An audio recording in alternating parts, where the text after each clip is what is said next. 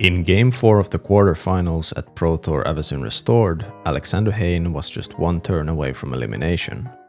Across the table was Hall of Famer John Finkel, who had built up his board and was turning his creatures sideways. But Hayne had one more draw. A single card off the top could change the game. You see, Alexander was playing a deck no one else had brought to the Pro Tour. It was built completely around a brand new mechanic, one that would soon let him take turn after turn, shaping one of the greatest runs in Pro Tour history. If a judge call didn't end it right here.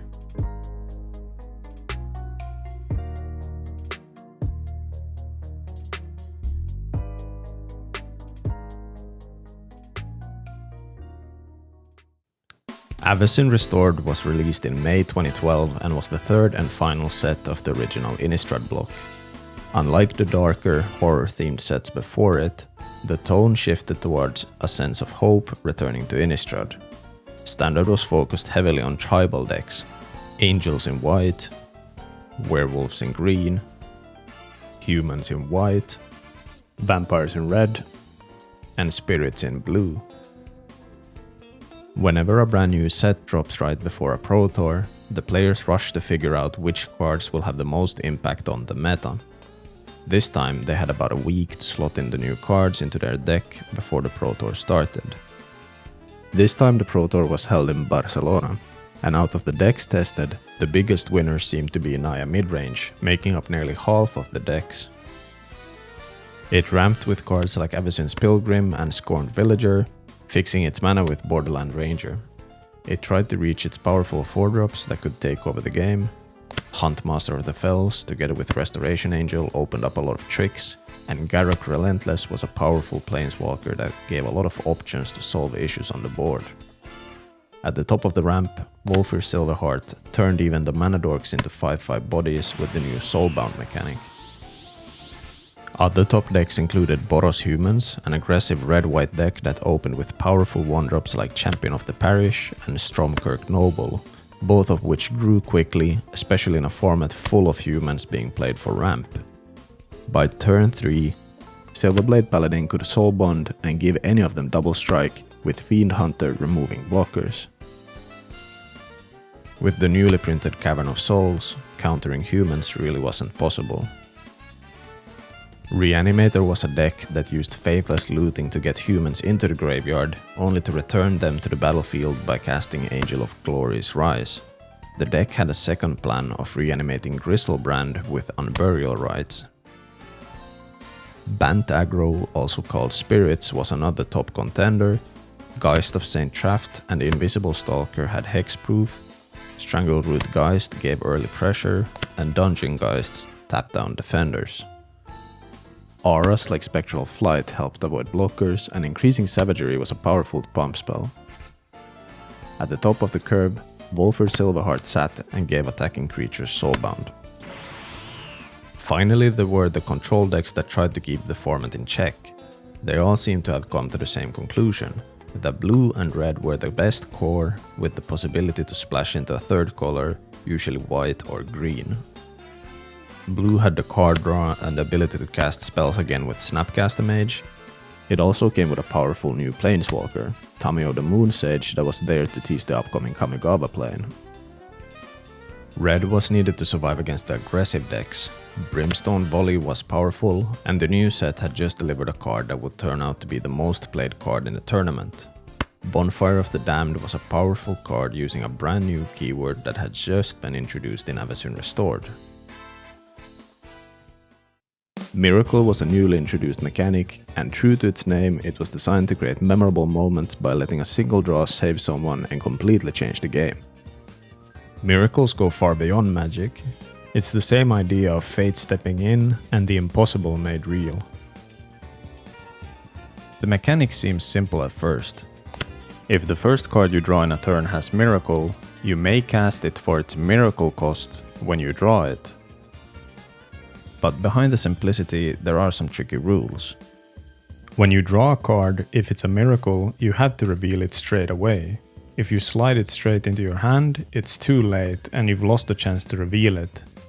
Since you have to cast it as you draw it, you don't get to sneak in any land drops in between because that window just doesn't exist. However, when you reveal a miracle, it's not even certain you're going to get to cast it. Miracle actually combines a static ability with a triggered ability. The static ability lets you reveal the card as you draw it, and doing so creates a triggered ability that goes on the stack, giving you the option to cast it for its miracle cost. Because that trigger uses the stack, priority passes before you actually cast the spell. This means opponents can respond, and they could counter the trigger itself with something like Stifle, or even force you to discard the card from your hand before the trigger resolves. Only when the trigger resolves and you still have the card in your hand do you get to cast it. When you reveal the card, it also of course counts as a card draw, so that can cause triggers that'll go on the stack as well. Since it cares about the first card drawn each turn, you can reveal miracles on your opponent's turn as well. This lets you cast sorceries or even creatures at essentially instant speed, ignoring timing restrictions. But of course you don't have to reveal it at all, you can always just keep it and cast it later for its full cost. For most players, Miracle was simply a powerful bonus on a few cards, usually Bonfire. But Alexander Hayne, the only player out of nearly 400, had bet his entire tournament on a completely different set of miracles. Hayne's deck revolved around cheap cantrips like Think Twice and Thought Scour, which let him hit a miracle on the opponent's turn. Thought Scour had extra synergy, milling flashback spells into the graveyard. One of those cards was a real surprise. Feeling of Dread at first looked unplayable and constructed, but Hayne saw its potential. Blue-white lacked strong early interaction, and Feeling of Dread bought time by tapping down attackers or mana dorks during upkeep to stall ramp. Then came the miracles. Terminus, a 6-mana sweeper that miracled for 1. Unlike a normal sweeper, it put creatures on the bottom of their libraries, which stopped synergies like Angel of Glory's Rise and shutting off Morbid triggers. Devastation Tide was a weaker variant of Terminus, bouncing everything back to hand, but with a cheaper hardcast cost, it provided some redundancies when needed. Temporal Mastery was essentially Time Walk when miracled, giving Hayne extra turns to drop lands, find more miracles, or set up multiple attacks. Entreat the Angels was the big finisher. At full cost it was clunky, but when you miracled it, it could suddenly flood the board with an army of 4/4 flyers that would end the game. With no way to manipulate the top of the library, the deck did really look like you were just hoping for a miracle each turn. But with about a 1 in 4 chance each draw, and you were drawing on both turns, the odds became quite high. This doesn't mean it was an easy deck to play. Feeling of Dread had to hit the right targets at the right time. Cantrips had to be cast at the right time with the right mana open. And even revealing miracles wasn't automatic. Holding a Temporal Mastery towards the end of the game often made sure you could use it later and get 2 combat phases when you actually had gotten some creatures on the board.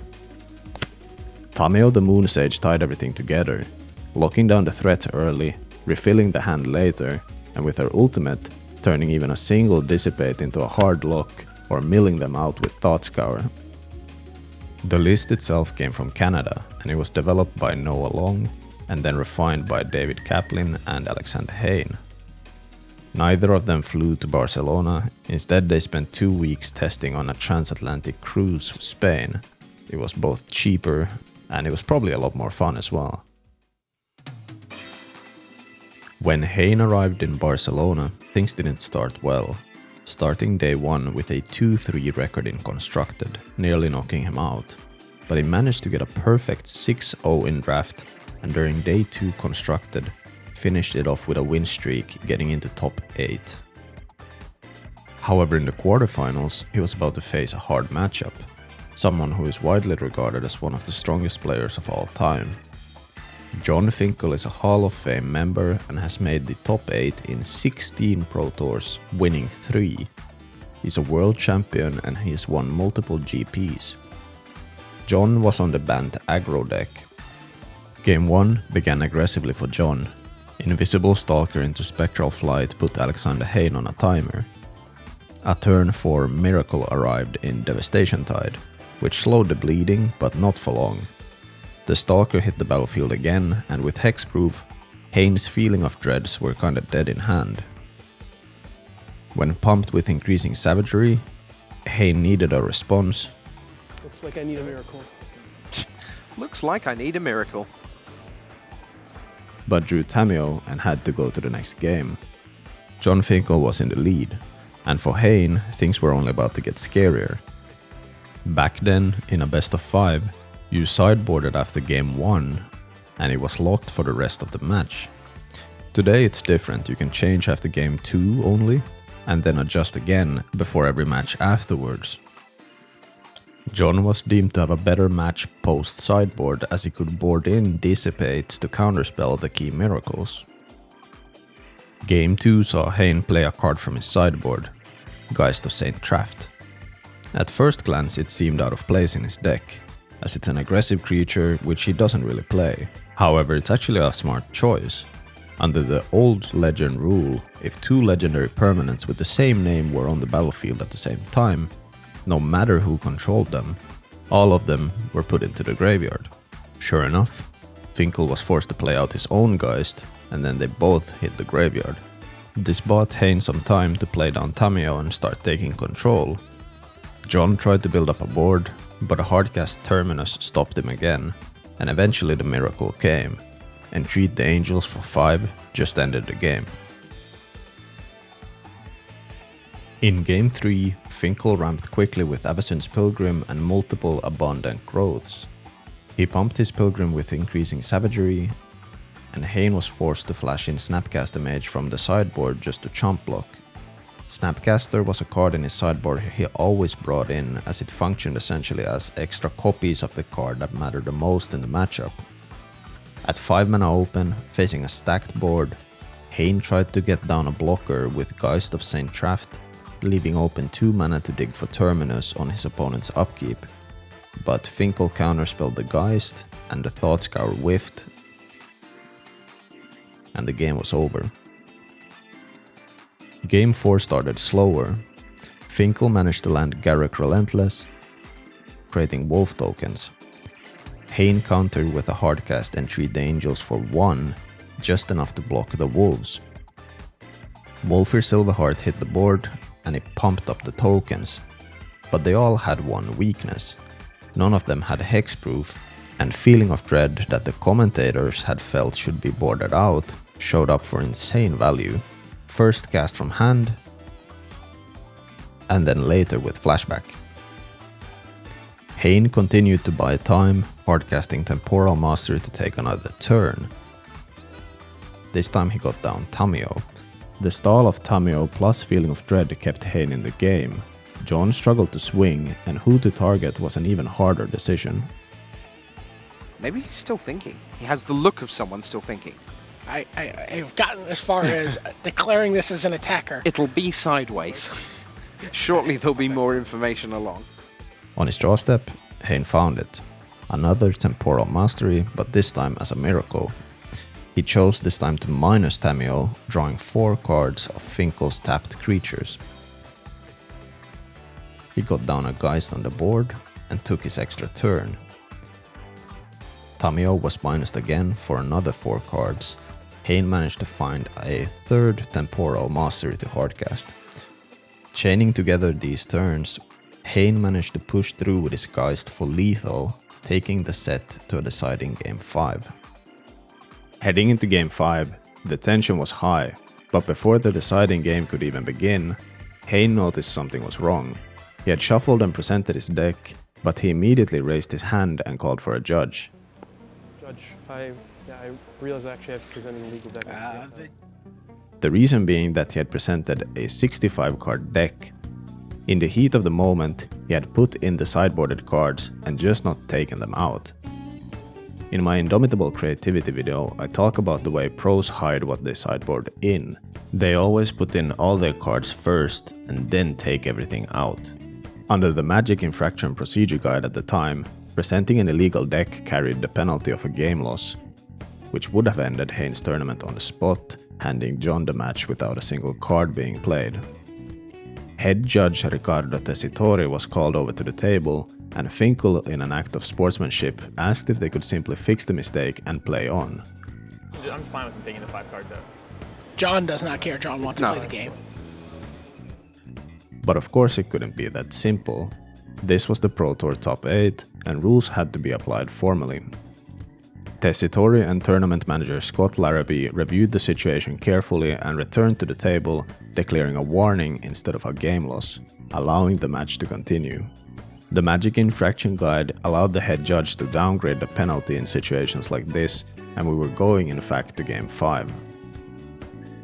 A slow start by John gave Hayne a chance to get down lands, and the first spell by John, a Geist, gets countered by Dissipate. Tamiyo hits the field and taps down John's land, but he still has mana for a Wolfir Silverheart. In his hand you can see his plan. There's a Spectral Flight and multiple increasing savagery. But it's not fast enough. Hayne draws an Entreat the Angels for X equals 3, and the Angels flood the board. John's creatures are kept tapped out by Tamiyo, and the damage is too much. There's nothing left to save him, and John Finkel concedes. Hayne, who was an underdog in this matchup, was on to the semifinals. Miracles froze Finkel's Wolf Warrior. Afterwards, the ruling sparked a lot of discussion online. Most praised Finkel's sportsmanship, but some argued the rules should have been applied more strictly. Some debated whether the downgrade was even allowed, and whether a player's reaction should matter at all when a rule is broken. A player's opinion isn't supposed to influence a ruling, but judges are human. If Finkel had instead insisted the match was over, the situation could have unfolded differently. I'd really like to thank John. He's such a gentleman, such a good sport. I've the utmost respect for him. The semifinals paired Alexander Hayne on Miracles against Joshua Cho with Naya midrange. Game 1 began with Hayne casting Feeling of Dread to tap down Avacyn's Pilgrim, which slowed Cho's ramp. A turn 3 Miracle Devastation Tide cleared the board, resetting the battlefield, but Cho was quick to rebuild. Another Tide on turn 5 did it again, and this time he followed with Tamiyo.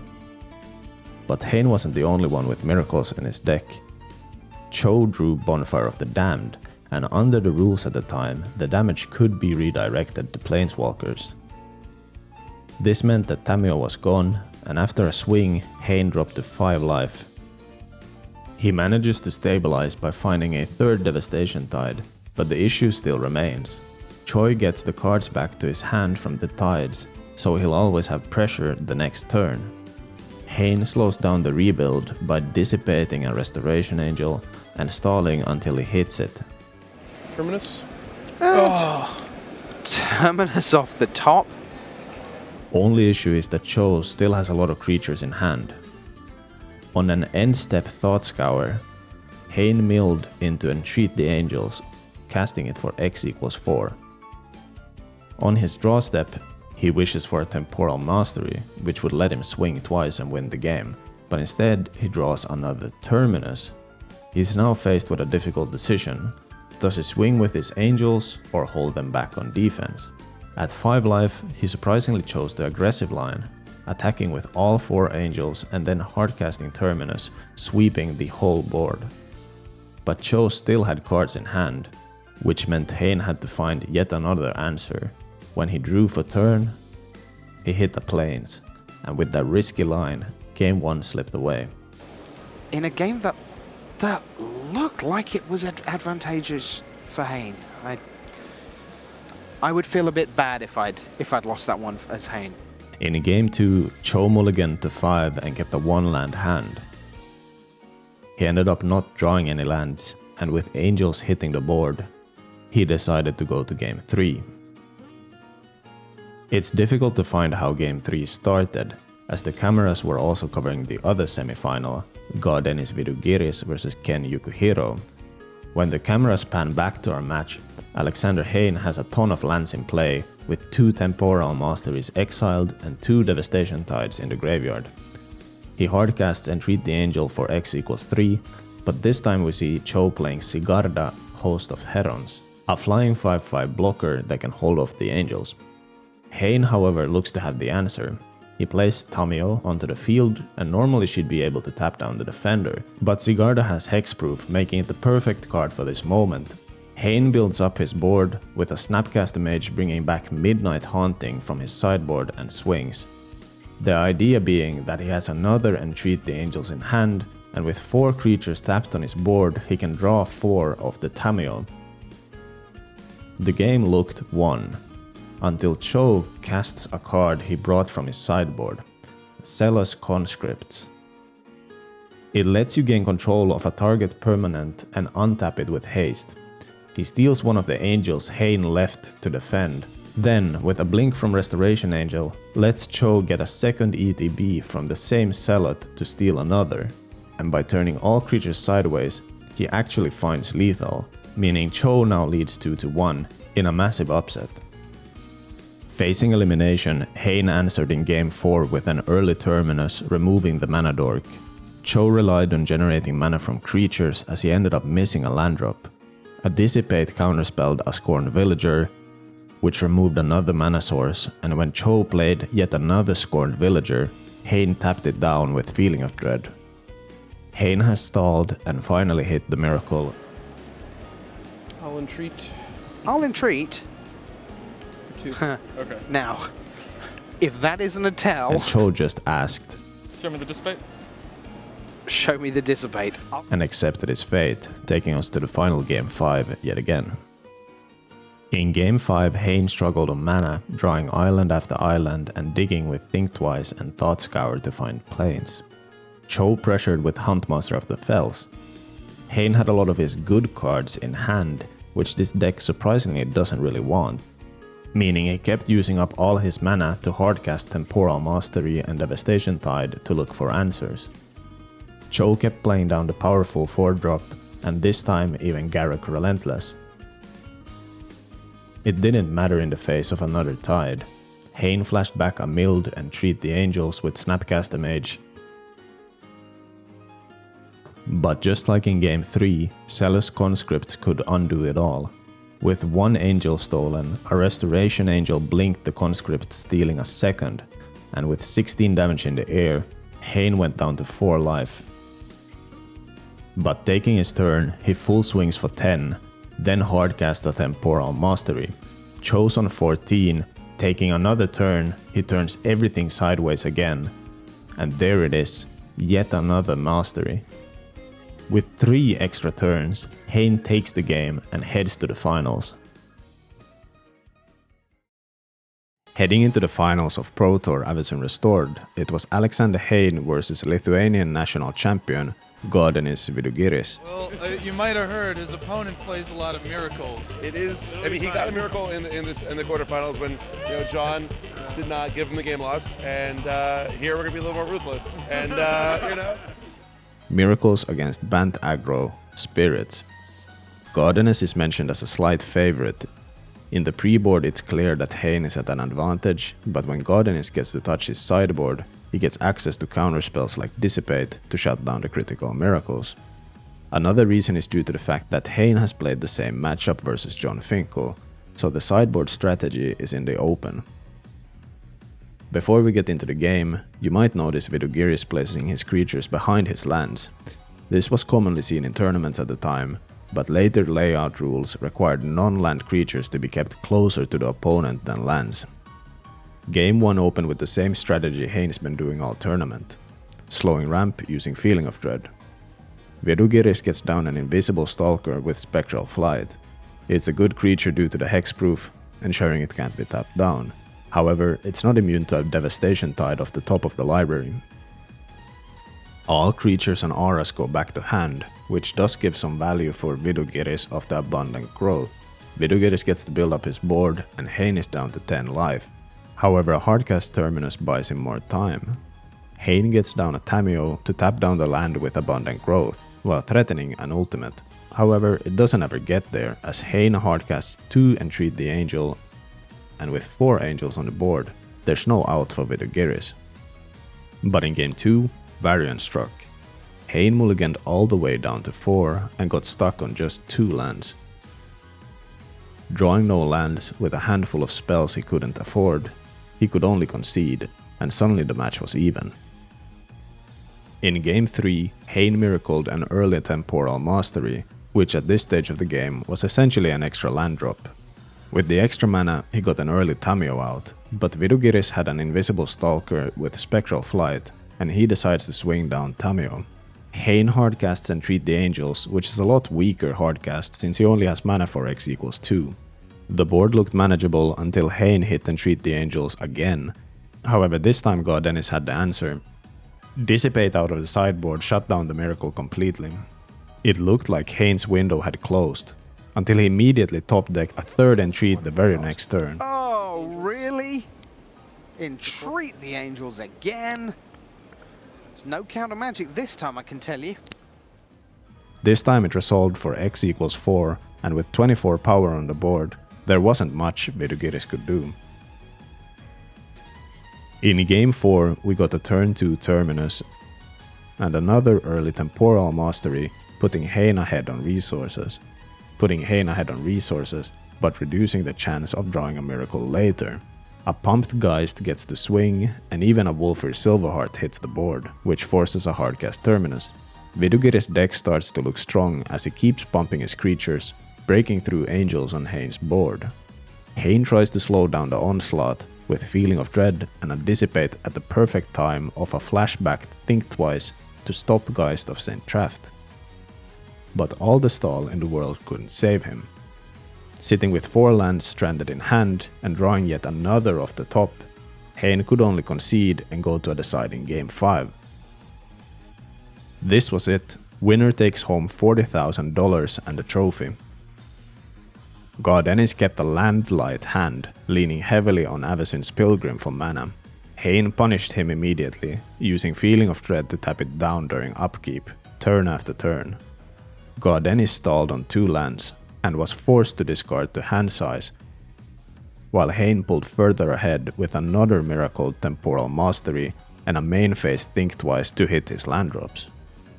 God Dennis tried to break through with Geist of St. Traft, but Hayne answered perfectly.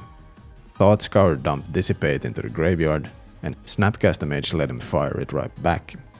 God Dennis kept unloading creatures from his hand, but it was too late. Hayne ripped the miracle one last time, with Entreat the Angels for X equals 5. 5 Angels hit the board, and as Vidugiris goes to shake his hand, the crowd erupts. There it is! Hallelujah! Alexander Hayne! Alexander Hayne is your Pro Tour Avacyn Restored champion of 2012. Alexander Hayne had become the Miracle Man and was now a Pro Tour champion.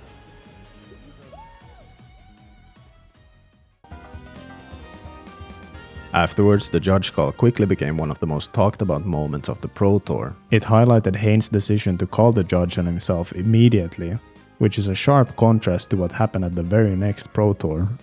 At Pro Tour Theros, God Dennis Vidugiris began a game with 8 cards in hand. According to the judges at the time, he had drawn an extra card and then skipped his draw step to make up for it.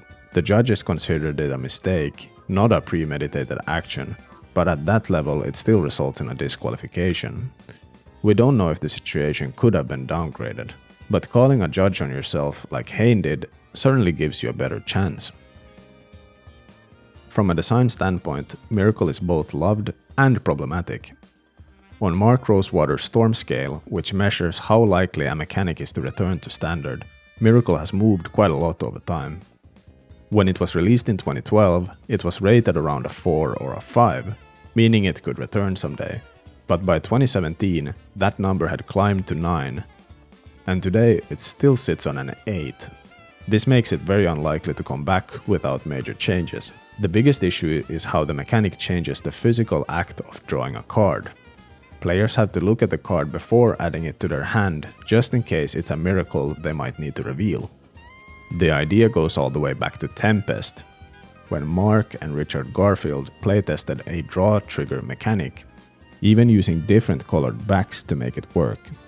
That version was scrapped, but years later in Avacyn Restored, designer Brian Tinsman pushed it through as Miracle. While Miracle faded from Standard, it became something much stronger in Legacy. Cards like Brainstorm and Ponder let players control the top of their deck, turning miracles from luck into something you could rely on.